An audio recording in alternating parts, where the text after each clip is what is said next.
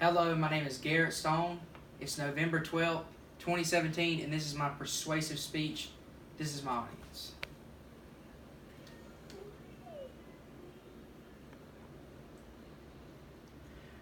According to Nicole Adams, who wrote the article, How Watching Violence on TV Affects Kids, on June 13th, 2017, statistics read that some cartoons average 20 acts of violence in 1 hour. And by the age of 18, children will have seen 16,000 simulated murders and 200,000 acts of violence on television.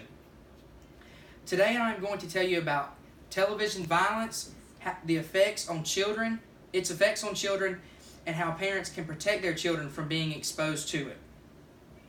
According to the article, TV Violence in Children, written in December of 2014, American children watch an average of 4 hours of television daily. Television can be a powerful influence in developing value systems and shaping behavior. Extensive viewing of television violence by children causes greater aggressiveness. Sometimes watching a single program can increase a child's aggressiveness. Children who view shows in which violence is very realistic, frequently repeated, or unpunished are more likely to imitate what they see. The research on effects of TV violence has been summarized by the National Institute of Mental Health. Violence on television does lead to aggressive behavior by children and teenagers who watch the programs. This conclusion is based on laboratory experiments and on field studies. Not all children become aggressive, of course, but the correlations between violence and aggression are positive. According to the article, the impact of TV violence on children and adolescents, written by Barbara Fraser on November 7th, 2001. This is true because when I was a little kid and I used to watch superhero movies or any kind of TV show with violence, I would go outside. The one I remember the most is my dad used to watch Gladiator with me all the time, and I would go outside and grab a stick and I would be fighting the people just like he fought them in the movie. And I would be killing people and swinging my stick around in the yard just like they did. And some kids take it to a whole another extreme and do it in real life, but I only did it in pretend, and that's just the point of the article.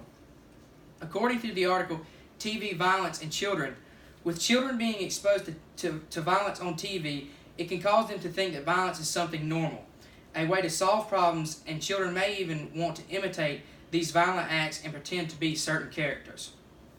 According to Dr. Gail Gross, who wrote the article, Violence on TV and How It Can Affect Your Children, on August 15, 2013, children learn from experiences, social learning, and role modeling. Because children that are exposed to violence on TV have still developing brains, it is hard for them to know what is real and what is make-believe, which leads them to copy what they are seeing. Furthermore, there is a chemical change in the brain similar to that which is seen in post-traumatic stress disorder. If enough violence is viewed, the brain reacts as if the person viewing has actually been abused. TV violence can also have long-term effects because of the children that have been exposed to the violent scenes on television. They will grow up to be violent teenagers and violent adults. Parents have the ultimate say-so in what their children watch or do. Therefore, parents can take action in making sure their children are not affected by violence on television. According to the article I mentioned earlier, the impact of TV violence on children and adolescents, parents can restrict how much time their children spend watching TV a day.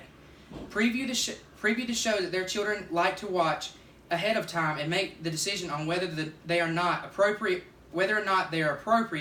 and encourage children to watch shows that can be educational yet entertaining.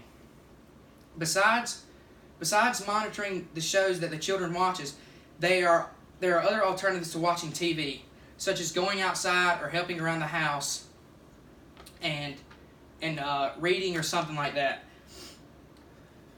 The most important thing that parents can do is talk with their children and make sure that they know the difference between real life violence and violence on television.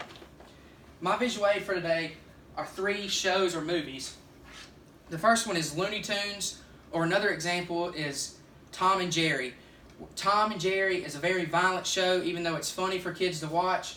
But every time, every show, Tom or Jerry beats up on either one of each other, and the kid could do the same thing to one of their classmates or friends. The next movie I have is Scream. And in Scream, the murders that happen in this movie are inspired by other movies. So when the teenagers were watching this movie, they portrayed the act and actually murdered somebody in the real life in this movie. The last one is The Dark Knight, and this is a film inspired by Batman. And the movie theater shooting a couple weeks ago, or a couple years ago, happened because the guy was inspired by the Joker, and that's when he shot the movie theater up. And that's my last one. In conclusion, today I told you about TV violence and what effects it can have on children short-term and long-term. I also told you how parents can prevent their children from being exposed to violence on television. Some effects that violent TV shows can have on children include: they think violence is a normal act to commit. They see it as a way to solve problems, and children may want to imitate these violent acts. I also told you about how parents can prevent their children from being exposed to TV violence. Those ways include limiting the amount of time the children spends watching TV a day, previewing the TV shows the children are watching, and to talk with their children about violence. According to the article, Terribly Shocking Facts About Television Violence, most children in the age groups from 2 to 5 years old, watch TV an average of 31 hours a week, which is equivalent to more than 4 hours a day.